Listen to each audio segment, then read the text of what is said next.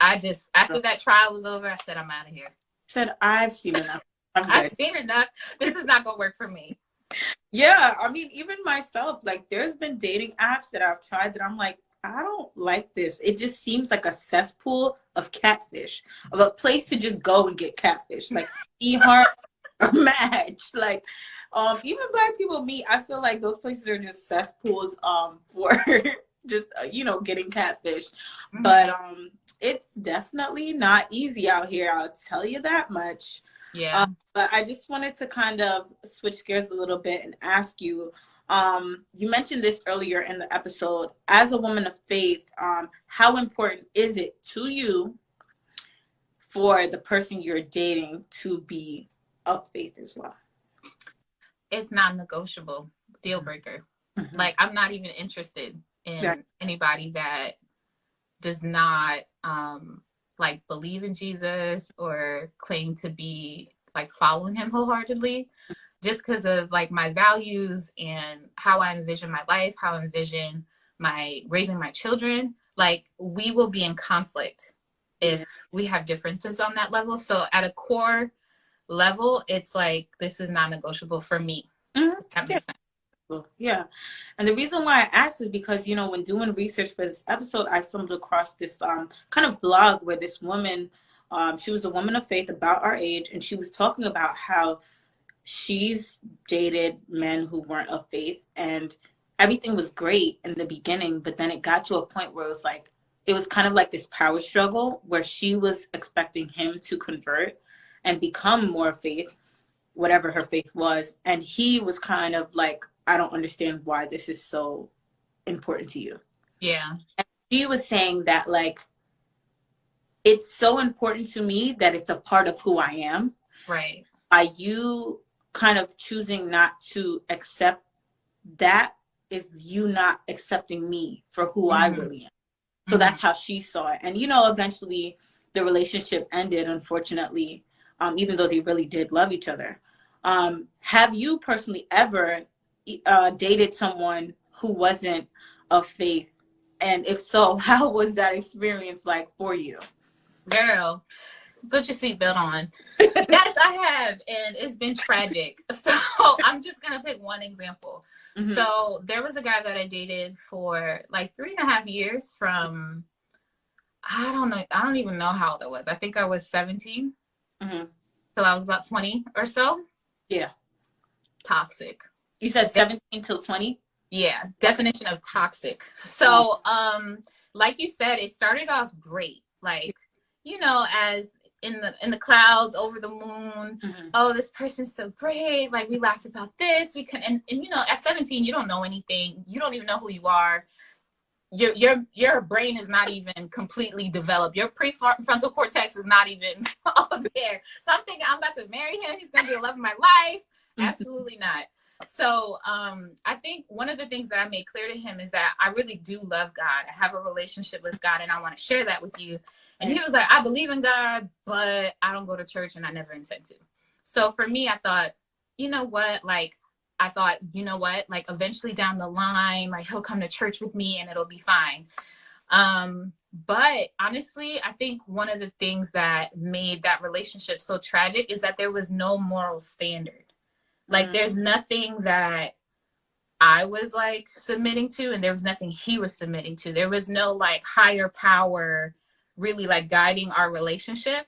And honestly, like, I enabled so much toxic behavior where he was really controlling. He was argumentative. He was manipulative and really like pushed my boundaries as well. Yeah. And I think like there was just no respect for me and my faith.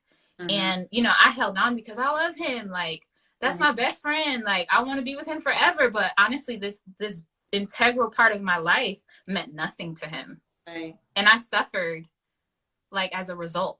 And it was just, like, horrific, like, horrible.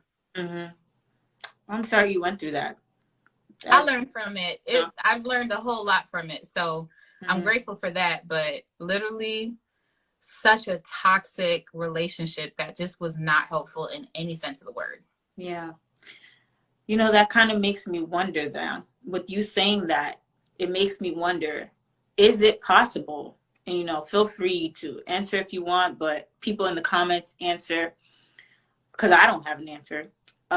Is it possible for a person who is of faith and a person who isn't of faith, but they're both good people, right, to have a successful relationship, like where one understands the other and the other understands that, and they kind of respect each other? So like, it sounds like in your situation, right, he didn't respect your boundaries, he didn't respect your morals, the things you stood for, so he was this habitual line stepper and kind of forcing you to cross your own lines. That's what it just sounds like to me. Yeah. But I'm wondering if a person who isn't of faith and a person who is of faith can be together and still respect each other's differences. Like, do you think that's possible? Or is it just something where it's like, no matter how hard they try, it's never going to work out? So, I think we all can think of people that are together that are not, maybe have the same faith and are happy. So I don't think like you can't respect each other or that you can't love each other. However, when you, like, what does success mean? Like, what is that defined as? And I think like one of the hard things when two people are not on the same page about spirituality is that you make compromises down the line, like in your marriage, about the values that you want to have that are the foundation, whether it's trust, complete honesty, vulnerability. You can have those things without faith. But I think like when it comes down to the breakdown, it can be tough to be on the same page. What about when kids get into the picture? Like, what if this person, like, you feel strongly like, I want my kids to grow up going to church, I want them to know Jesus, but he's like, I don't really care about that. There becomes issues down the line, if that makes sense. For me personally, I think if you are saying that you want to be in a relationship that's under the foundation of Jesus, I don't think it can work unless those two people are on the same page. But if that's not your foundation, then possibly. Yeah, I mean, I definitely hear you. And like I said, I don't have the answers to this. I really don't. But I'm just wondering, like, could, like, in regards to the kids situation, like, all right, you are a Christian. I'm married to a man who's Christian. I might not be a devout Christian. You want to raise our children as Christian, and I'm okay with that. You know what I'm saying? Like, when it comes to those big things, like, I'm okay with it, but I'm just not as devout as you are. You know what I'm saying? Like, I think there was actually a girl who went to the program with us. Mona, do you remember Mona? With the big hair? Yes. Yeah. She said that her dad was like Muslim and her mom was Christian. Right. And like everyone said like it wouldn't work. And it was like they were still married till this day. So, this is not me trying to prove you wrong or anything, but I'm just curious as to whether it is possible, because if you guys still respect each other, I'm wondering if, and respect, the wishes that the other person may see for the kids, how, I don't know. I don't know how. No, I think it's tough. I think like as a matter of respect and love, like any relationship can definitely have that. And I think it's complex. Yeah. But like when it comes to a Christian marriage or raising children in their faith, that takes both parents. Like obviously the kid can learn from one, but it takes both parents being an example of what it means to have a godly father or a godly mother. So I think it really depends on what your end goal is. Like, does this matter to you or doesn't?